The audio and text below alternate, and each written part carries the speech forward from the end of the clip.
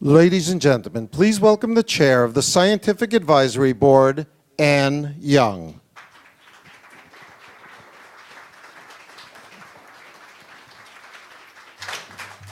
Well, good evening. What a crowd. This is great.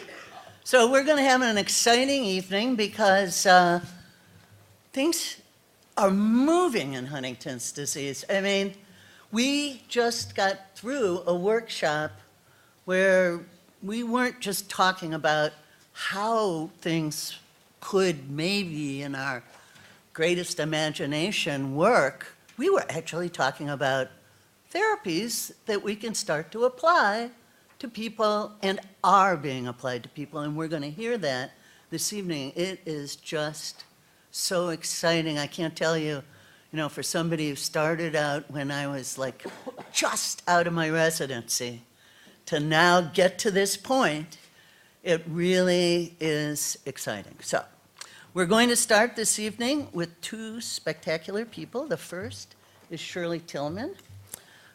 Professor Tilghman was really an extraordinary person. She's President Emerita of Princeton University, where she was appointed the 19th president in May 2001. And she had previously been a faculty member at Princeton for 15 years and was a renowned person in understanding the genome. And she was appointed a Howard Hughes Medical Institute investigator in 1988. That was a very extraordinary thing to get. And in 1998, she was named the founding director of Princeton's multidisciplinary Louis Sigler Institute for Integrative Genomics. Now, she has got just about every medal you can imagine, but she's a member of the American Philosophical Society, the National Academy of Sciences, the National Academy of Medicine, the Royal Society of London, and she serves as a trustee of Amherst College, the Institute for Advanced Study, the King Abdullah University of Science and Technology, and she serves on the Science Advisory Board of the Chan Zuckerberg Initiative, and is a director of the Broad Institute in Boston, and a fellow of the Corporation of Harvard College. So let's welcome Dr. Tilghman.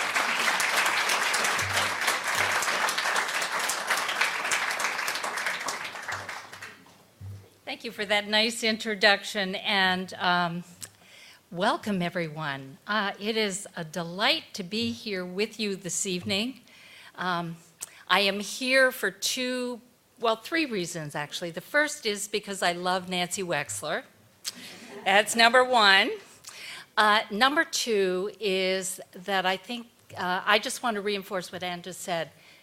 I don't think there's ever been a more exciting moment in medical history for the possibility of intervening in a disease as problematic as Huntington's disease. So my message to you, if you want to sort of take a rest and just ignore what I'm going to say, is this is a magical moment. This is a moment when discoveries are going to really translate into better medical practice. And the final reason I'm here is I'm the warm-up act for Frank Bennett. So I'm going to do my best to set the stage for what Frank is going to tell you. So I want to start with my first or second reason that I am here, and that is that in the last 15, 20 years, there have been incredible advances, some of them in fundamental understanding, some of them in new technologies that are going to be able to have an impact on how we think about Huntington's and how we begin to treat and eventually prevent or cure Huntington's disease. So what I'm going to do is just give you a sense of what some of these really exciting advances have been and how I think they are going to affect the future of the disease. The other thing I'm going to emphasize along the way is medicine is becoming personal. And that's not a bad thing. That is actually a very, very good thing. So some of the things that I'm going to talk about are going to be emphasizing the ways in which medical advances are going to be personalized for each individual patient, and I think that is going to sharpen and strengthen the approaches that we can take to treating disease. And so I want to start with what could arguably call my field, which is genomics. And genomics really has come of age as a field, as a discipline, as a technology. So here you can see that when the first human genome was finally sequenced, when the 3 billion bases of the human genome were assembled in their order along the 22 pairs of autosomes and the sex chromosomes of the human genome represented here, there is a pointer, represented here, the cost of sequencing that very first genome was in the neighborhood of $3 billion. In other words, $1 a base. Today, we could sequence the genomes of any one of us in this room, and the cost would be about $1,000. And what that has done is it's made genome sequencing something that we can incorporate into the practice of medicine. So how does it affect Huntington's? Well, we have to begin with a dilemma for the treatment of Huntington's, and that is that the onset of the disease is not completely predictable. So we know that at a time when there are no symptoms, healthy neurons are beginning to die. That's represented by this yellow, but there are no symptoms. And really, the symptoms really only become subjective many years later, and eventually there is clinical diagnosis. But it tells us that we have this period of time where we don't really know what is going on, nor do we know how quickly it will go on. Now, it's not that we don't know anything.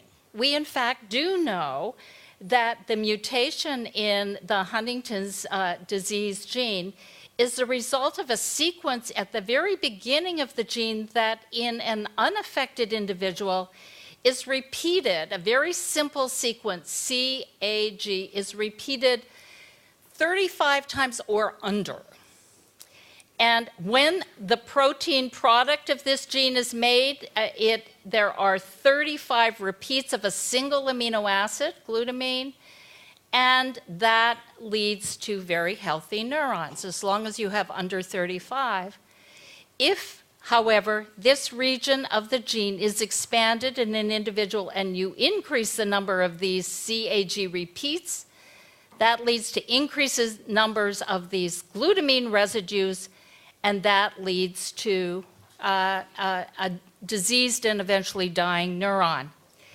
Now, the age of onset, to a certain extent, depends on the number of CAG repeats in the gene itself, back here and here, but it can't explain the onset entirely. And it's always been a little mysterious why that isn't entirely predictive, and we now know the reason why that is not true.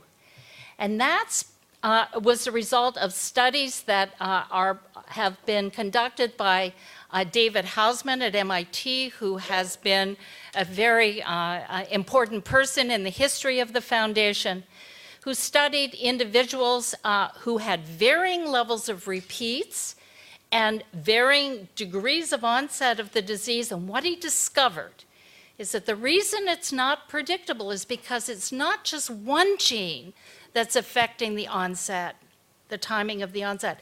It's multiple genes in the genome, not just the Huntington's disease gene. Now, why is that exciting to someone who's a geneticist, and why would it be exciting to someone who is treating Huntington's patients? The reason is because those new genes, those genes we didn't know about until we could really do in-depth analysis of other genomes, are going to be genes that are going to be drug targets for slowing down the progression of the disease. This is a disease that if you can really slow it down, you essentially cure it. So this is a wonderful, exciting new observation by Hausman and his colleagues. The other thing is it opens the door to thinking about each individual as an individual with an individual set of predictions for onset of the disease, the first time we have ever been able to think that way. So genome sequencing has been a fantastic addition to the ways in which we can think about this disease. Here's another advance that I think is going to have a truly profound effect on understanding Huntington's disease. And that was the discovery in 1998 that it was possible to take a fertilized egg, a human fertilized egg, allow it to develop in culture for 5 to 7 days, and then remove these cells that sit inside the embryo. This is a very early embryo. And these cells can be placed in culture. They can be grown indefinitely in culture. And the remarkable thing about these cells, because they are the cells that have the capacity to form any cell in the organism, these cells in the Petri dish can be induced to produce skin cells, if you add the right set of factors, muscle cells, and for our purposes, what is really exciting is that they can also produce neurons. This is revolutionary, that you can actually produce these kinds of cells in a tissue culture dish. Now, this was always problematic. And it was problematic because in order to generate these cells, you had to destroy a human embryo. And for many people, this is deeply problematic ethically. So in 2006, this scientist, Shinya Yamanaka, discovered a way to take a patient's cells, in this case, just a skin cell. You know, all of us can afford to give up a few skin cells. And by growing those skin cells in culture with a series of factors, these skin cells can be converted to embryonic stem cells. So now you have embryonic stem cells derived from a single identifiable known individual with all those genes that I just told you about represented in the stem cell. And those cells can now be induced to form all these different cell types, including these cells that we care about with respect to Huntington's, to produce neurons. So now you can have in a tissue culture plate the neurons that are genetically identical to those in the brain of a Huntington's patient. And why is that exciting?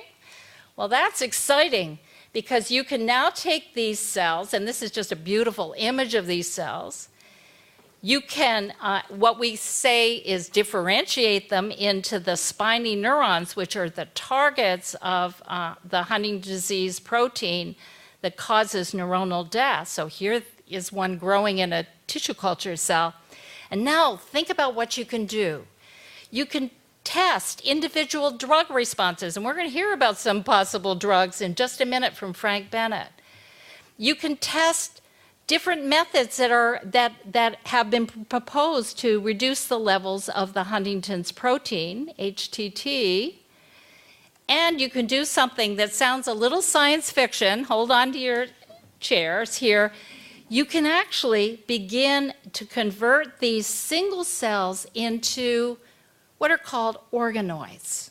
In other words, in a tissue culture dish, have potentially something that is definitely not a human brain. We're not there yet, but can mimic a human brain. And the reason why that's really exciting is because we know these spinal neurons are not the only neurons in the brain, and they're probably not the only ones that matter for the treatment of Huntington's. So if we can take these personalized embryonic stem cells and we can get them to form not just one kind of neuron, but all the different kinds of cells in the brain, and then we can induce them to begin to form collections of cells that are interacting with one another, we're going to be in such a strong position to begin to understand how cells interact in Huntington's brains. And many years from now, I suspect, we can begin to think about the possibility of replacing some of the dying neurons in humans' brain. This is very much futuristic, but it's one of the reasons why people are so excited about what the options are going forward. So stem cells, the development of stem cells has been a tremendous asset for Huntington's.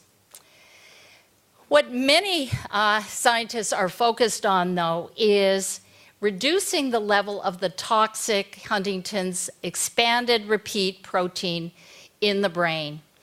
And here we have to think about what are the options. So we've known for many, many years that the gene that encodes the Huntington's protein is embedded, obviously, in DNA in the brain. It has to be expressed, transcribed into RNA, which is a chemically very similar molecule to DNA, and then the mRNA is what is read or translated ultimately into the protein.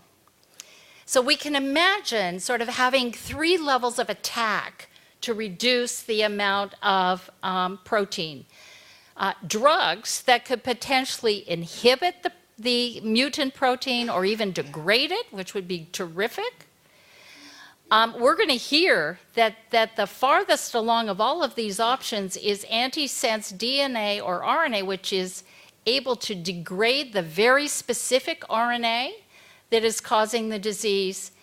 And although I think it's many years in the future, the possibility of actually fixing what's wrong with the gene all the way back to the level of DNA. And there are people thinking about all 3 of these options. And I can tell you, if I was standing here 20 years ago, I would not have been talking about any of these things. That's what's really so remarkably exciting. So I'm not going to say very much at all about the approach that is being taken to reduce the level of the messenger RNA, because that is what Frank is going to tell you about, and it's extraordinarily exciting. There are alternative ways of doing this that are being investigated as well that are different from the way that Frank is proposing to do it. But suffice it to say that people are really focused in on how, in fact, you could manage to degrade specifically the mutant RNA. Here is sort of the strategy that is at least on paper and certainly already in animal models, a mouse model already being contemplated. And that is a remarkable discovery in the last 7 or 8 years of an enzyme complex that is actually capable of sort of doing what this cartoon is suggesting, which is actually able to go into a nucleus, find a very specific sequence of DNA like this one that would be found in the Huntington's gene, and actually excising it. And of course, if you think about that as a strategy, that's the ultimate strategy. You need a way for this enzyme to know where to go in the genome, and that's being provided by an RNA molecule that identifies sequences on the other side of the repeat and is designed to say, this is where you need to cut, this is what you need to get rid of to the enzyme itself. So as I said, this has already been tested in mice, and it looks as though it's working. There are a lot of slips between the cup and lip before this kind of strategy is going to be available to us.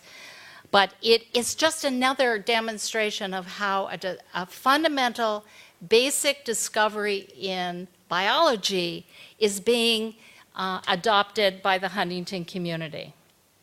Now, the last thing I want to tell you about is how people are thinking about intervening at the level of the protein itself.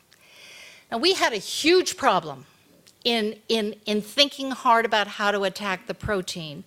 And that is, we didn't know what the protein looked like. We didn't know what its structure was inside the neuron. And the problem was that the protein was very big, and we're not good at figuring out how structures of large proteins, how to determine those. it had a worse property, and that was it was too flexible. So the classic way to determine the structure of a protein was to crystallize it, sort of just like sugar crystals, and put them into crystals and then use X-rays. But the problem is that if a protein is very floppy, it doesn't crystallize, and so you couldn't form crystals. So very recently, a brand new technique has come on the scene called Cryo-Electron Microscopy, and it really has come to the rescue of this big problem of not knowing what this protein really looks like. So designing drugs to attack it has been very hard. And this is the first structure of the Huntington's protein that was just published this year by a group in Germany. And I realize this means nothing to you, and I'm not for a moment going to begin to explain it. But I'm showing it to show you that after having been really prevented from knowing what this protein looks like now, we have this model, and now you can do intelligent drug design to begin to find inhibitors or even ideally molecules that could lead to its degradation. So there's lots of, it's going to also help us understand what the real biological function of the Huntington's protein is and this drug design. So I'm going to stop there, and now that I hope I have set the stage for Frank, but the message I really want to leave you with is that all of the research that has gone on in the last 20 years, often with not Huntington's in mind at all, with no intention of actually studying Huntington's, all of this research is now able to be directed to this disease, and there are scientists all over this country and all over the world who are using these new discoveries in order to make a difference with this disease. So I call it the new frontiers for Huntington's therapy and cure, and I really believe this is going to be the golden age. So thank you for inviting me to come, Nancy, and I hope